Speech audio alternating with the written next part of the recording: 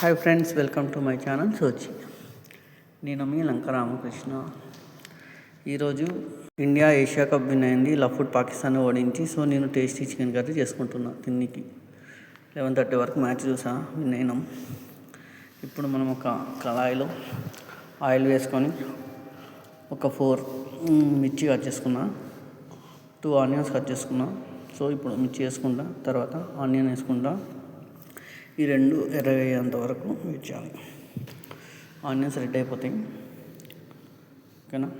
కానీ ఈరోజు మ్యాచ్ చూసి చాలా హ్యాపీ ఫీల్ అయినా.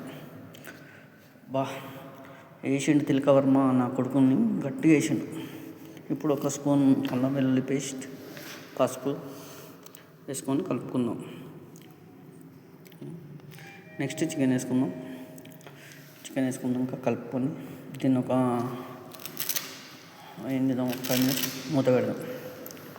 మూత పెట్టి ఓపెన్ చేశాక అందులో కారం, ఒక స్పూన్, హాఫ్ స్పూన్ ఉప్పు, ధనియాల పొడి, చికెన్ మసాలా వేసుకొని